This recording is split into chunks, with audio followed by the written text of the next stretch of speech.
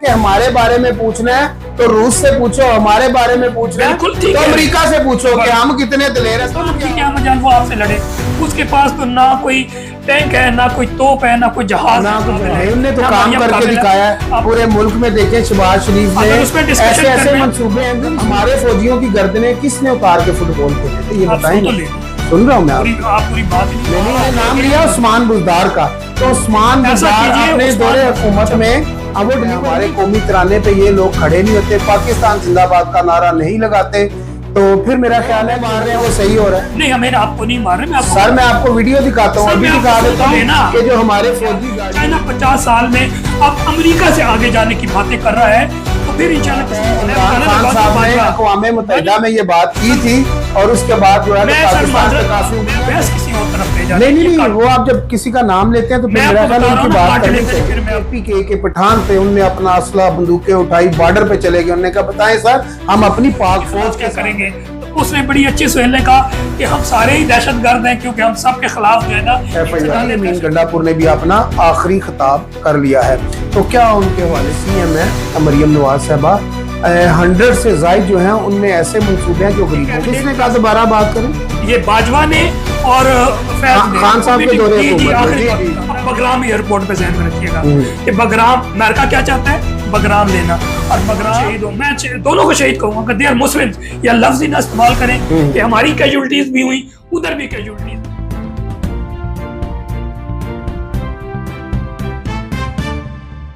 अफरीदी साहब के हवाले से बात करेंगे।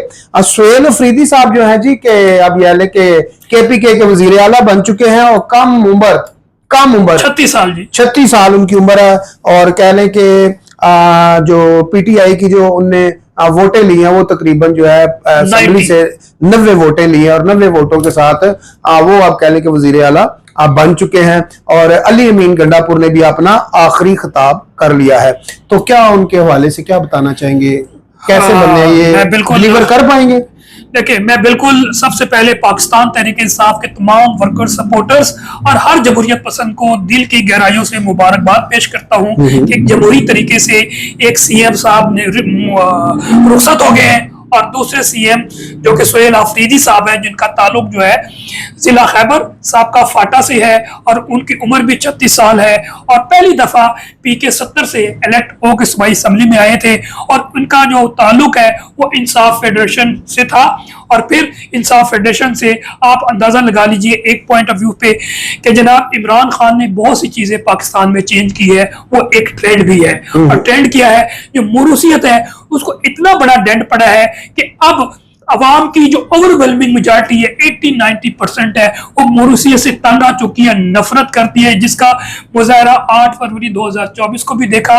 दोनों मोरूसी जमातें फारिग हो चुकी है, JUI फारिग हो चुकी है, ANP फारिग हो चुकी है। तो कहने का मकसद है इमरान खान साहब ने जहां पर बहुत सी चीजें मिरेकल्स की हैं, बहुत सी चीजें सियासत में चेंज करके रख दी हैं, उसमें से एक मोरूसियत भी है। पहले पाकिस्तान के जो 60% पंजाब है वहां पर एक आम से शख्स को सीएम बना दिया उस्मान बुज़दार की सूरत में। और फिर देखिए उस्मान बुज़दार वाले काम ना करेंगे, उनसे डिलीवर इतना बड़ा सुबह उनको दे दिया। बुज़दार पे अलग बात कर नहीं, असल में काबिलियत भी तो देखनी है ना अतीक भाई। ये नहीं, मैं काबिलियत ये अलग डिस्कशन हो जाएगी ना। शहबाज शरीफ काबिल है ना नवाज शरीफ काबिल है, उन्होंने तो काम करके दिखाया है पूरे मुल्क में। देखें शहबाज शरीफ ने ऐसे ऐसे मंसूबे हैं। नहीं सुने, नहीं अभी मेरी बात सुने ना, चलिए डिस्कशन नहीं चेंज नहीं करते। उन लोगों के बहुत सारे ऐसे कारनामे हैं जो कह लें कि इस टाइम की हम बात करते हैं मौजूदा हालात की, कि जो इस टाइम की सीएम है मरियम नवाज साहबा 100 से ज्यादा जो है उनने ऐसे मंसूबे हैं जो गरीबों के लिए हैं, जिसमें तीरानी प्रोग्राम है, बच्चियों का जहेज है, फिर कह लें कि अपना घर अपनी इच्छा। तो इस तरह के काफी सारे मंसूबे हैं। मेन चीज है डिलीवर करना। इस टाइम अगर हम देखते हैं मुराद अली शाह साहब को जो सिंध के वजीर आला हैं, तो वो भी आज तक डिलीवर नहीं कर सके, वो भी आज तक तनकीद का निशाना बने हुए। आए दिन वीडियो आती है, कोई सड़क टूटी हुई है, कोई काम नहीं हो रहा। आए दिन कह लें जो कराची में या सिंध में मोबाइल स्नैच होते हैं, हर बंदे से मोबाइल छीना जाता है। बोरी बंद लाशें अब मिलनी जो है बंद हो चुकी हैं।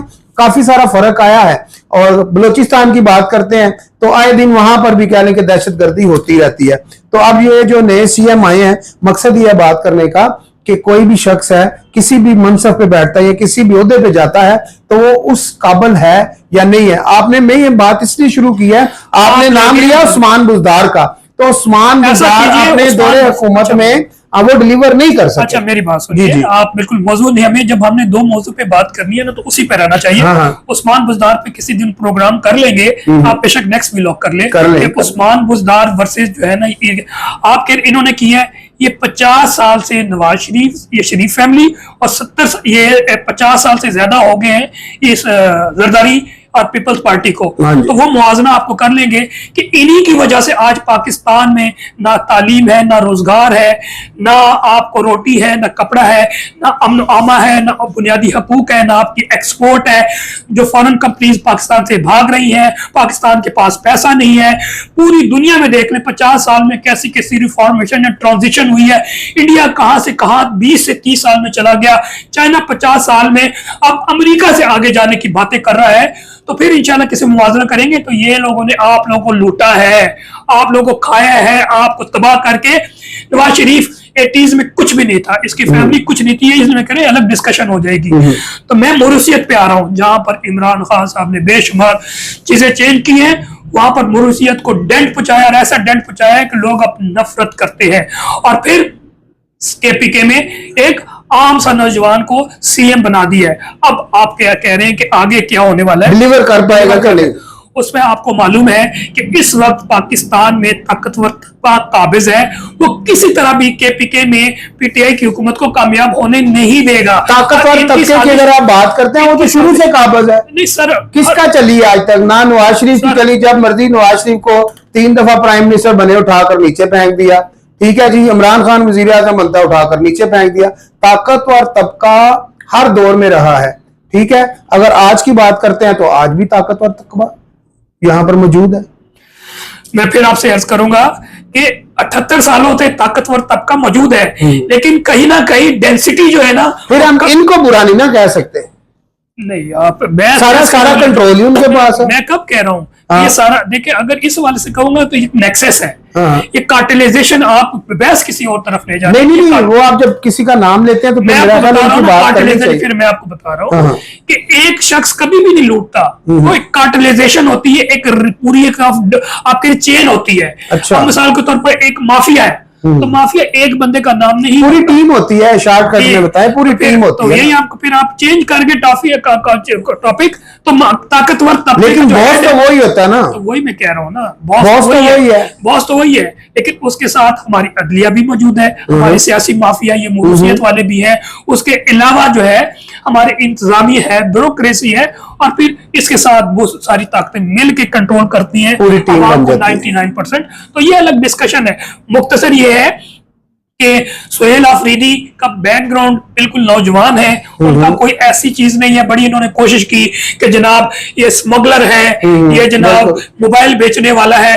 इवन जब कुछ भी नहीं मिला तो सुना कोई गर्लफ्रेंड भी तलाश करते रहे कि शायद कॉलेज यूनिवर्सिटी में कोई गर्लफ्रेंड होगी, तो वो सारी चीजें लाइट मोड में।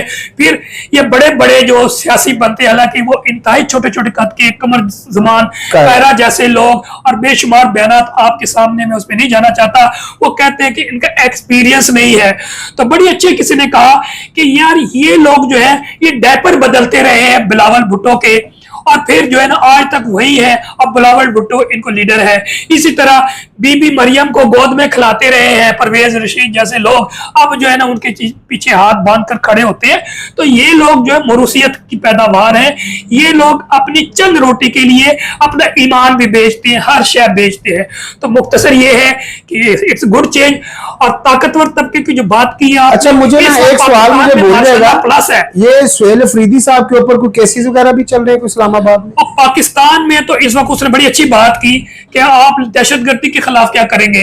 तो उसने बड़ी अच्छी सुहेल ने कहा कि हम सारे ही दहशतगर्द हैं, क्योंकि हम सब के खिलाफ जो है ना दहशतगर्दी में FIR है।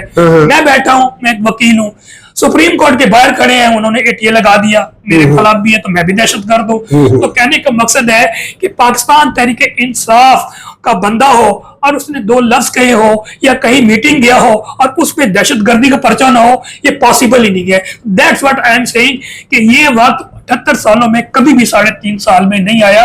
उसमें पूरे विला कर लें, घंटों कर लें, आपको बताएंगे जो जुल्म सितम और बर्बरियत मचाई गई है हमारे इदारों के साथ, चादर और चार दीवारी के तकद्दुस की पामाली की गई है, वो एक बड़ी दुख भरी दास्तान है। तो मुख्तसर ये है कि इट्स गुड चेंज।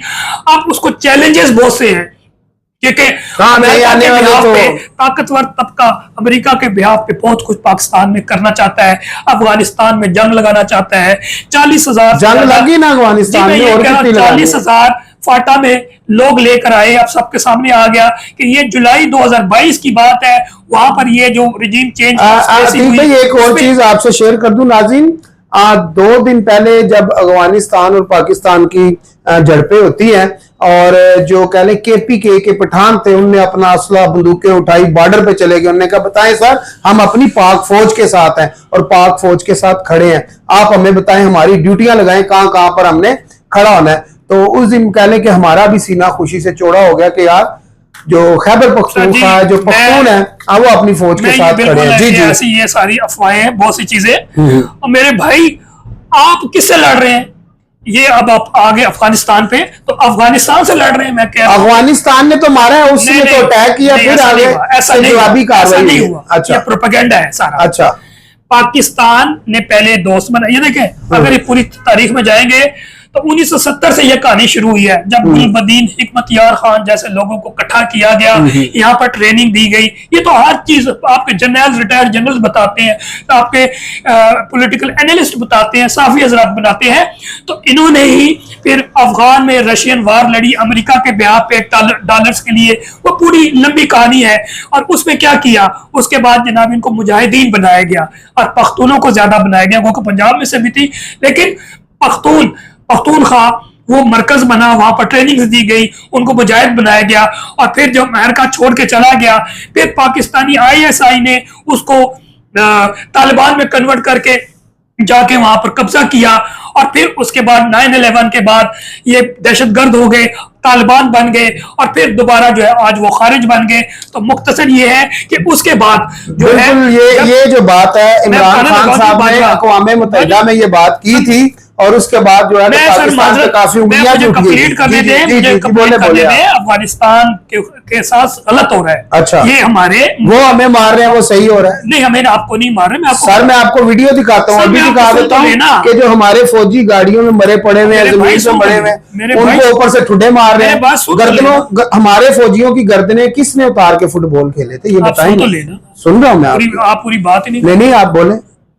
मैं आपसे ये कह रहा हूं, आप कह रहे हैं हमारी लड़ाई नहीं बनती, नहीं, आप कहते हैं हमारी लड़ाई बनती, मेरी बात को वो हमें कत्ल गारत हमारी कर रहे हैं, तो हम उनके साथ लड़ाई भी ना करें, मैं उनकी गोलीबारी रोके भी ना हम।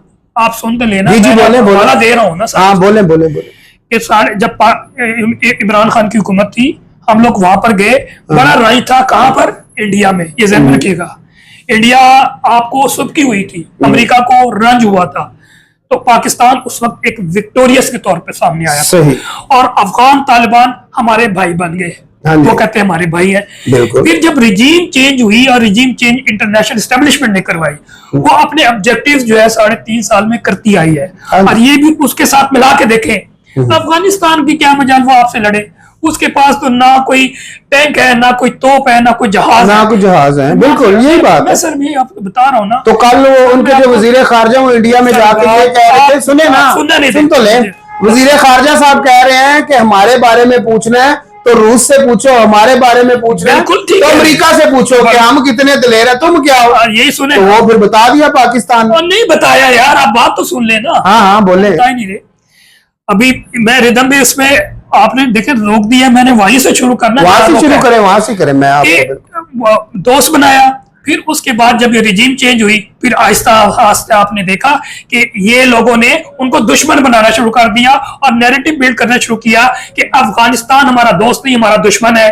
और अब सारी चीजें सामने आ रही है, क्योंकि आज का दौर अब खुफिया चीज कोई नहीं रहती। इरफान खान के आखिरी दौर में इन्होंने कोशिश की, बाजवा ने, फैज ने, कि जनाब हम इन जो अफगान तालिबान TTP है वो पाकिस्तान में दोबारा आबाद करें, जिसमें मुख्तसर ये कि कैबिनेट दोबारा बात करें, ये बाजवा ने और फैज ने खान साहब के दौरे जी आखिरी जी, बात जी, बता, मैं डिटेल पर मुख्तसर ये है कि खान साहब भाग गए थे, कैबिनेट भाग गई थी, उनका सवाल ही नहीं पैदा होता, हम नहीं लाएंगे। और फिर मई 2022 में ये स्ट्रगल शुरू हुई। वो सारे बयानात मौजूद आप कहेंगे, राना सनाउल्लाह का है, बेशुमार लोगों का है।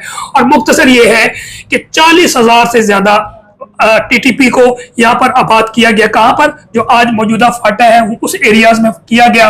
और फिर आप पख्तूना से बात करें, जो लकी बरवत में रहते हैं, जो फाटा में रहते हैं, जो करक में रहते हैं, कि किस तरह की अंदर की कहानी है। मुख्तसर ये है, ये सोची समझी साजिश है। अब बगराम एयरपोर्ट पे ध्यान में रखिएगा कि बगराम, अमेरिका क्या चाहता है? बगराम लेना। और बगराम इतना सेंसिटिव वो एयरपोर्ट है, अगर वहां पर ये इसको जो है ना एयर बेस मिल जाता है, जी जी, तो वो चाइना पे नजर रख सकता है, वो रशिया पे नजर रख सकता है, वो पाकिस्तान पे नजर रख सकता है, वो ईरान पे नजर रख सकता है।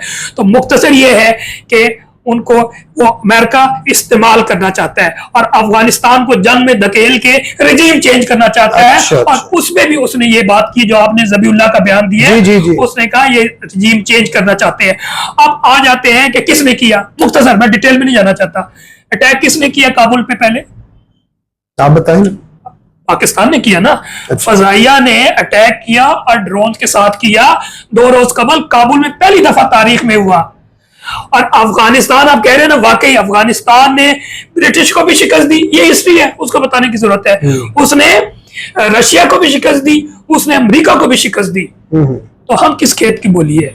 मुख्तसर ये है कि अफगानिस्तान का जो जोग्राफिया है ना, वो कभी फतह हो ही नहीं सकता। इसमें स्ट्रेटेजिक डेप्थ है उनकी। मुख्तसर ये है कि मेरे भाई, आपने वहां पर किया तो उसका जवाब उन्होंने गैरत के साथ दिया।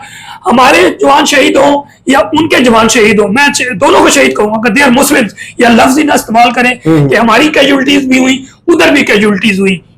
तो मुख्तसर ये है कि ये हमारे गोल्स हैं, हमारे टारगेट्स हैं, और हमारे टारगेट्स भी नहीं हमें दिए गए हैं। जो हमारे काबिज तबका है वो पाकिस्तान को भी, अवाम को भी काबिज का कब्जा करती है। उनके सामने ना हमारी फौज के नौजवान की जिंदगी इंपॉर्टेंट है, ना हमारी जिंदगी, या किसी की नहीं है। रोजी नाज़रीन, प्रोग्राम का जो टाइम है काफी लंबा हो गया है। और जिन हम अगवान बिशिंदों की बात करते हैं, जब हमारा KPK में वो आते हैं और जो है अली अमीन गंडापुर उनको दावत देते हैं, हमारे कौमी तराने पे ये लोग खड़े नहीं होते, पाकिस्तान जिंदाबाद का नारा नहीं लगाते, तो फिर मेरा ख्याल है कि ये जो चीजें हैं सामने आती हैं। इसी के साथ मुझे और अतीक भाई को इजाजत दीजिए, और इसी टॉपिक पे हम एक और वीडियो आपकी मजीद मालूमात के लिए बनाएंगे। अस्सलाम वालेकुम। पाकिस्तान जिंदा।